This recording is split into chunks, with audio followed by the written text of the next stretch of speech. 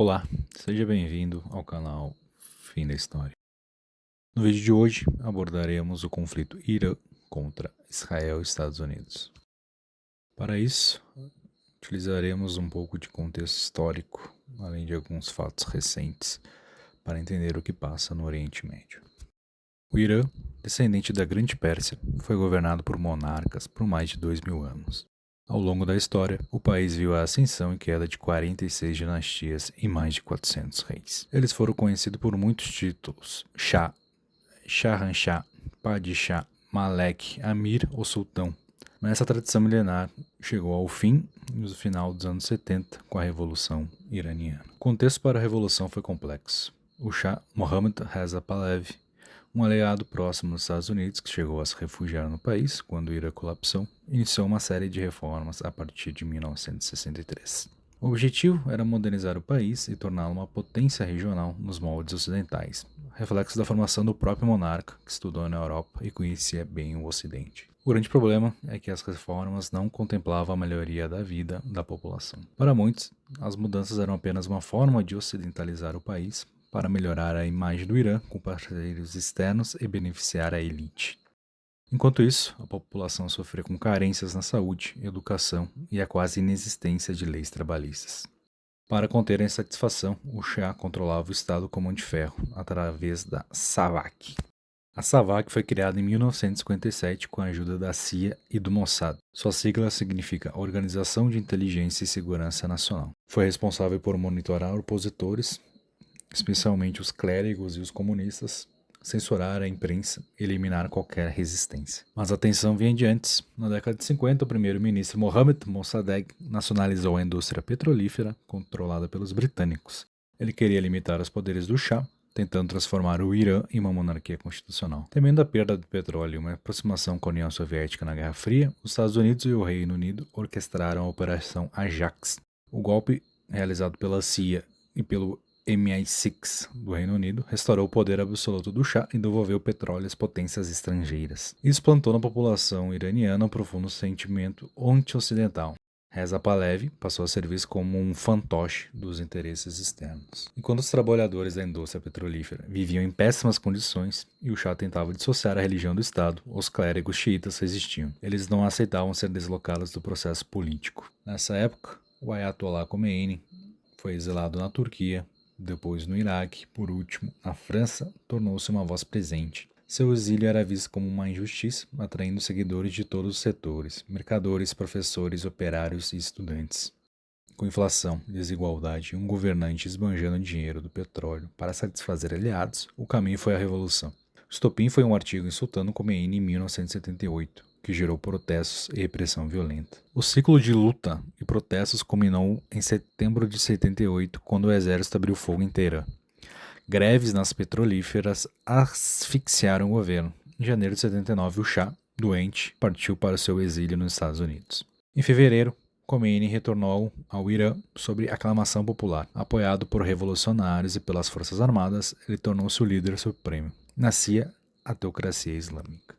Nesse período, entre 1979 e 1981, o grande fato marcante foi a crise dos reféns na Embaixada dos Estados Unidos. Para quem tiver mais interesse, recomendamos o filme Argo e a série da HBO chamada Reféns. Em 1980, o Iraque de Saddam Hussein atacou o Irã, com o objetivo de retomar o controle total sobre Arvand Hud, um canal vital para a exportação de petróleo. Também tinha o objetivo de conter a revolução, pois Saddam temia que a Revolução Islâmica inspirasse os xiitas do seu país a se rebelar contra o seu governo. Saddam acreditava que o Irã estava militarmente enfraquecido e isolado após as ondas revolucionárias. A guerra dura 8 anos e tem mais de 1 milhão de mortes. O Irã usou a tática de ondas humanas, enviando milhares de voluntários, incluindo adolescentes, para o campo de batalha, sobrecarregando as defesas iraquianas. O Iraque, por sua vez, usou armas químicas, como gás mostarda e agentes nervosos, em larga escala contra soldados iranianos e civis curdos. Posteriormente foi usado como justificativa e punição com a morte de Saddam Hussein. Outro fator marcante foi o escândalo Irã-Contras, que apesar do embargo oficial, membros do governo dos Estados Unidos venderam secretamente armas ao Irã para financiar rebeldes na Nicarágua e tentar liberar reféns no Líbano. A guerra terminou em agosto de 1988, com cessar-fogo mediado pela ONU, sem que nenhum dos dois lados obtivesse ganhos territoriais significativos. No Irã, a guerra ajudou o regime de Khomeini a consolidar o poder interno, usando o nacionalismo e a defesa do país para silenciar a oposição. Khomeini morreu em junho de 1989, sendo sucedido por Ali Khamenei, morto nos últimos ataques de Israel e Estados Unidos.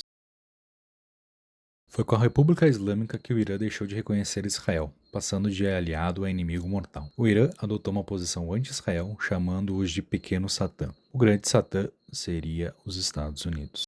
Para entender Israel, precisamos olhar para a Europa. Após a Primeira Guerra, dentro da Alemanha cresceu o sentimento de revanchismo e a busca por culpados pela derrota. Nos anos 30, os judeus foram personificados como responsáveis pela derrota e de todos os problemas econômicos sofridos pelo país. A Segunda Guerra culminou no extermínio de milhões de judeus, das formas mais horrendas possíveis, jamais podendo ser esquecido o que regimes fascistas e nacionalistas ao extremo podem fazer. Através dessa dor, e com o objetivo de renascimento. A ONU aprovou em 1947 a Resolução 181, Partilha da Palestina, que dividiria o que era até então controlado pelo Reino Unido em dois estados, um árabe e um judaico. A proposta aprovada pela maioria na ONU previa a partilha e imigração e administração internacional de Jerusalém e Belém, cidades sagradas para as três grandes religiões monoteístas, cristianismo, judaísmo e islamismo. Na prática, o plano consistia em 55% do território para o novo Estado de Israel e 44% para os árabes palestinos. O restante seria uma área internacional controlada pela ONU. As lideranças árabes foram contrárias, alegando que a ONU não tinha competência para realizar tal divisão. É aqui que surge o termo Nakba, ou catástrofe. Cerca de 700 mil palestinos foram obrigados a deixar suas terras e se refugiar em outras regiões conforme o território trocava de dono. A fundação de Israel, em 1948, já nasceu cercada por conflitos. Logo após a criação do Estado, Israel foi atacado por 5 países árabes: Egito, Jordânia, Síria, Iraque e Líbano. Foi a primeira guerra, onde Israel, com apoio dos Estados Unidos, venceu e conquistou ainda mais territórios. Nos anos 50, Israel invadiu o Egito através da Península do Sinai, com a ajuda da França e da Inglaterra. O motivo? A nacionalização do Canal de Suez pelos egípcios, que até então era comandado pelas potências europeias. O grande divisor de águas veio em 1967, a Guerra dos 6 Dias. Este é o evento mais importante para entender o mapa atual do Oriente Médio. Em apenas 6 dias, Israel derrotou as coalizões árabes e capturou a Cisjordânia, Jerusalém Oriental, a faixa de Gaza, a Península do Sinai e as colinas de Golã. Dessa forma, Israel deixou de ser um estado vulnerável para se tornar uma potência ocupante, dando início à complexa questão dos assentamentos judaicos. Em 1973, no dia mais sagrado para os judeus, no feriado do Yom Kippur, Egito e a Síria atacaram Israel. Anos depois, no final da década de 70, um acordo de paz fez Israel devolver a região do Sinai ao Egito. O Egito, por sua vez, tornou-se o primeiro país árabe a reconhecer oficialmente o Estado israelense. Com fronteira egípcia pacificada, os esforços de Israel voltaram-se para a Palestina. Em 1987, estourou a primeira Intifada, uma manifestação espontânea da população contra a ocupação israelense, marcada pela imagem da população civil palestina atirando paus e pedras contra os militares israelenses. Em 1993, os acordos de Oslo trouxeram uma esperança real de paz, assinado por Isaac Rabin, por parte de Israel, e Yasser Arafat, por parte da Palestina. O pacto previu o fim dos conflitos, a retirada de tropas do Líbano e a negociação dos territórios ocupados. Mas a paz foi interrompida pelo assassinato de Rabin, morto por um extremista judeu contrário ao acordo. O século XXI trouxe a segunda intifada, em 2005, a saída das tropas israelenses de Gaza, que passou ao controle do Hamas. Em 2023, houve um ataque terrorista em Israel feito pelo Hamas. Israel, por sua vez, alegando autodefesa, atacou a faixa de Gaza, ação que persiste até os dias de hoje. Analistas já classificam a situação como genocídio do povo palestino, um cenário que transbordou, finalmente, para o confronto direto que vemos agora contra o Líbano e o Irã. Para entender a escala desse conflito, precisamos olhar para os números. O Irã é uma potência em massa demográfica e terrestre. São cerca de 88 milhões de habitantes e é o 17º maior país do mundo. Seu exército ativo conta com 610 mil homens, além de 350 mil reservistas, Com um orçamento de 9 bilhões de dólares, sua força reside em números: mais de 2.600 tanques e 75 mil veículos blindados. Possui 551 aeronaves, sendo 188 caças e 129 helicópteros, além de uma frota naval com 109 unidades, 25 submarinos e 7 fragatas. Já Israel, apesar de ter uma população 10 vezes menor e ser o 135º país em território, opera com uma lógica de superioridade tecnológica. Seu orçamento de defesa é de 36 bilhões de dólares, 4 vezes maior que o iraniano. Embora tenha menos soldados ativos, cerca de 169 mil, sua força aérea é superior em modernidade, com 239 caças de última geração e uma estrutura de defesa de alta precisão. Conta também com 127 helicópteros, 1.300 tanques, 62 mil veículos blindados, frota naval com 82 unidades, 6 submarinos e 7 corvetes. O conflito não está restrito às fronteiras dos dois países. Atores regionais como a Arábia Saudita, Emirados Árabes, Jordânia, Catar abrigam bases americanas em seus territórios. Os iranianos realizaram ataques contra essas instalações, atingindo inclusive Dubai, visando destruir sua imagem de região segura, berço de turismo de luxo e de investimentos tecnológicos. A gigante petrolífera Aramco, na Arábia Saudita, também foi alvo. Do outro lado, fontes indicam que a Arábia Saudita prepara mísseis contra o Irã. Enquanto isso, o Hezbollah, utilizando drones iranianos, atacou uma base britânica no Chipre. O Irã conta com o chamado eixo de resistência. O Líbano, embora tente manter a neutralidade, é arrastado pelo Hezbollah, grupo xiita que apoia Teherã. Israel já informou que realizará uma invasão terrestre no sul do Líbano para criar uma zona tampão. A Turquia é membro da OTAN e coopera militarmente com os Estados Unidos, mas mantém comércio e relações energéticas com o Irã. Ankara evita alinhamento total a qualquer um dos blocos. Os ataques recentes realizados pela coalizão Israel e Estados Unidos foram devastadores. O epicentro foi Teherã, onde o aeroporto e o quartel-general do Supremo Líder foram atingidos. A cúpula do poder iraniano sofreu baixas críticas, além da morte do Ayatollah Ali Khamenei e sua esposa. Morreram Mohammad Pakpour, comandante da Guarda Revolucionária, e o ministro da Defesa Aziz Nazardar. Outro alvo estratégico foi a área de Bushehr. A empresa russa Rosatom construiu uma planta de energia nuclear. Em contrapartida, ataques iranianos atingiram Tel Aviv, hotéis em Dubai e Abu Dhabi, além de provocar o fechamento do Estreito de Hormuz. O presidente estadunidense Donald Trump afirmou que a operação durará de 4 a 5 semanas, ou até que os objetivos sejam alcançados. Embora não estejam totalmente claros, os motivos declarados focam na capacidade nuclear iraniana, a mesma justificativa usada nos ataques de 2025.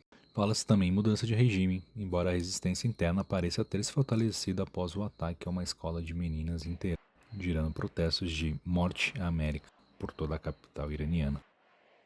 Israel, por sua vez, justifica as ações como ataques preventivos, alegando que o regime iraniano já possui artefatos nucleares prontos para uso.